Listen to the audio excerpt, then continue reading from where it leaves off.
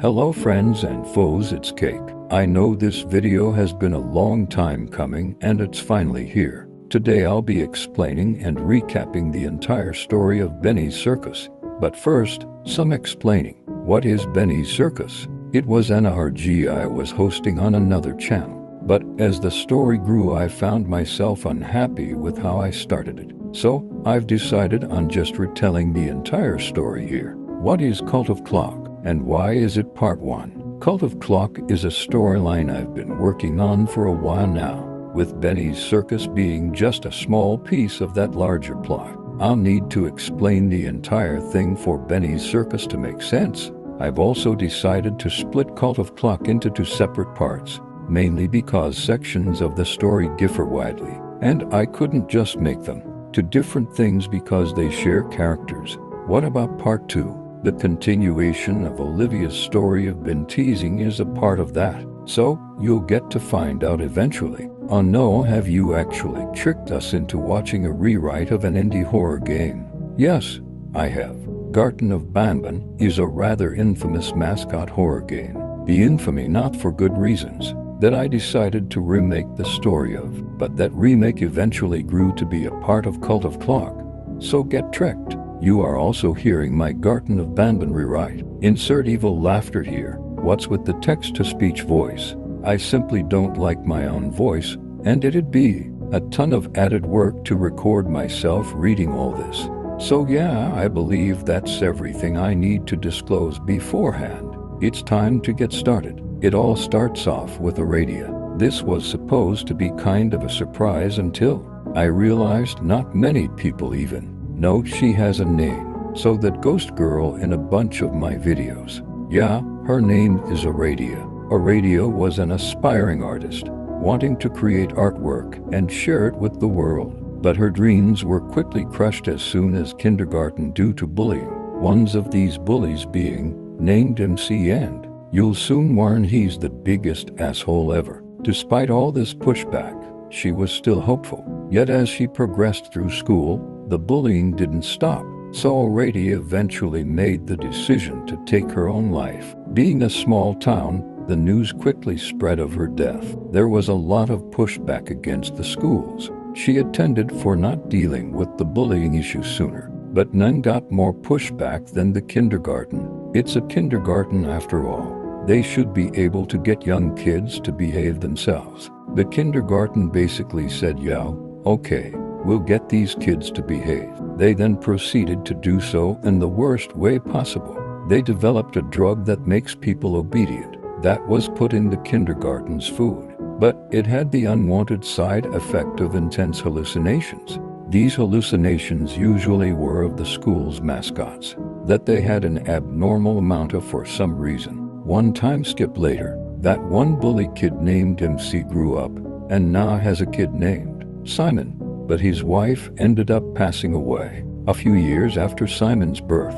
MC didn't take it well at all and started to unleash his anger onto his child. He started abusing substances, which made his fury even worse. Yet Simon was just a kid and couldn't comprehend the person they loved being horrible. They created a monster in their head, convincing themselves that the monster was the one doing all the horrible things, not their dad. But that wasn't true, and as they grew up, Simon just had to accept their father was a piece of shit. The 2 of them then gained a neighbor, being the one and only Olivia Herdricks. After her best friend and crush Sharona died, she decided moving away would help her deal with the loss. Little did she know, stuff would just get worse. Her new home was actually affordable for a young adult like her for a reason. She started hearing bumps and creaks.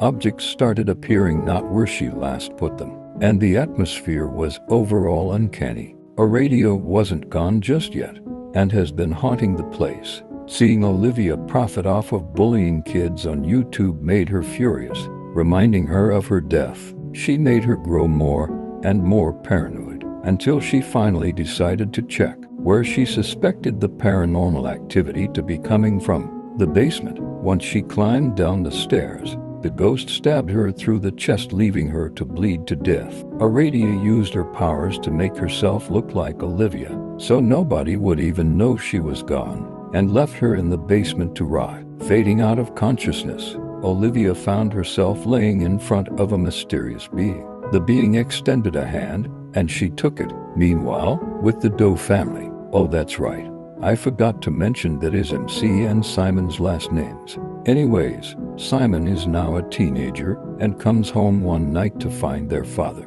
Well, I put trigger warnings on the video, so I'll just say it.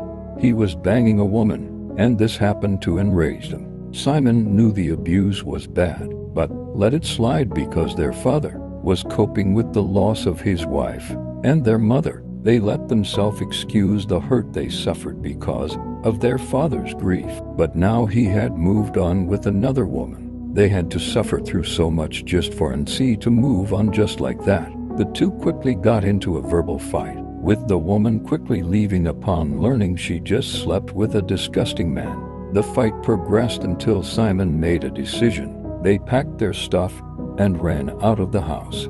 They didn't know where'd they go from here, but they knew it'd be better than what they used to call home. Aradia, pretending to be Olivia, stumbled across the teen and offered them to stay at her place, saying as she was pretending to be their neighbor.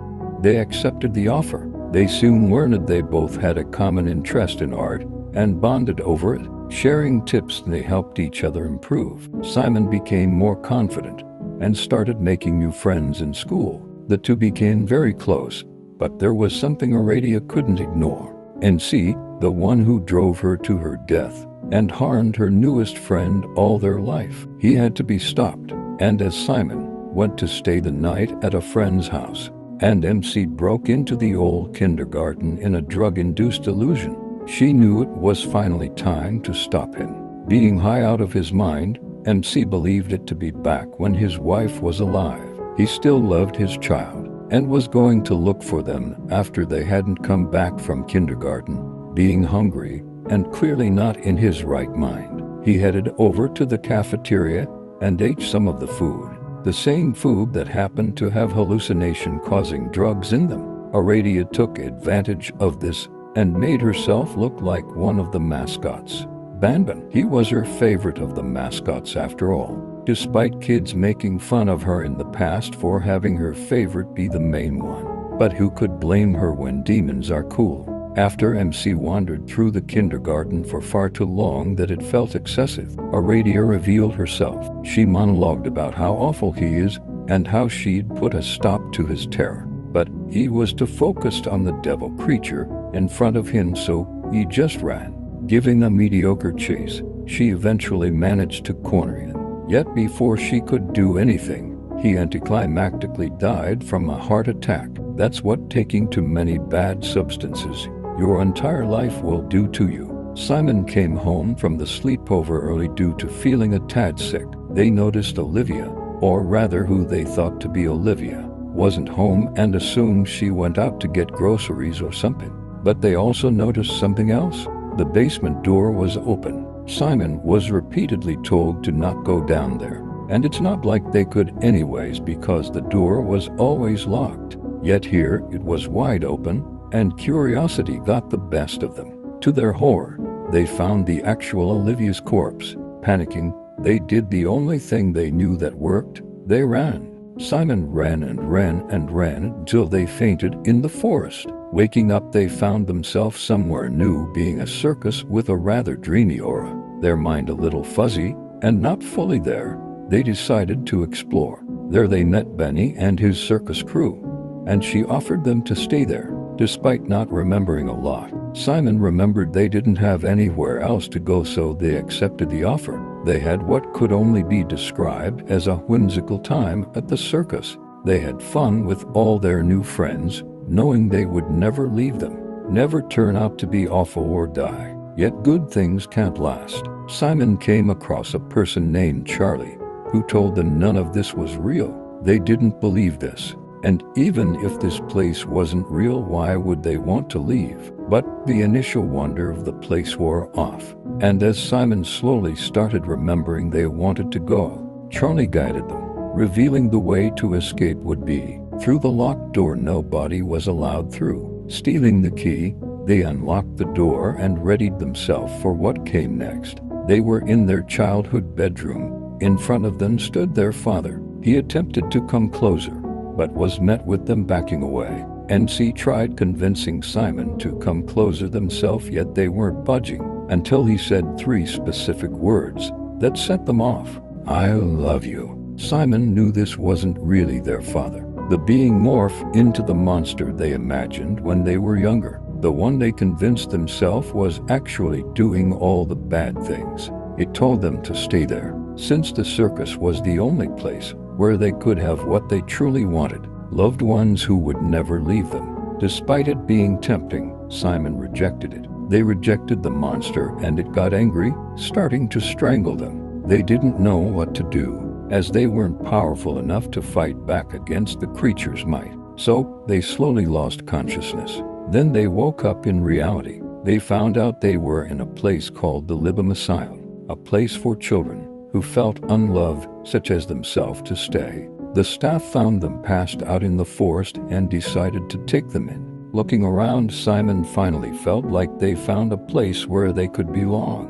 You may be wondering what happened to Aradia, as I didn't say what happened to her after MC died. Well, this video is called Part 1 for a reason. You'll find out what happened when I finish Part 2. So, yeah, that's basically it. I've been waiting so long to share the full lore of this story, and I'm honestly a bit nervous now that I am putting it all out there. But overall, I'm pretty proud of myself. Feel free to ask questions about stuff in the comments, and I hope you had some sort of enjoyment listening to me. Info dump for an entire video. Bye.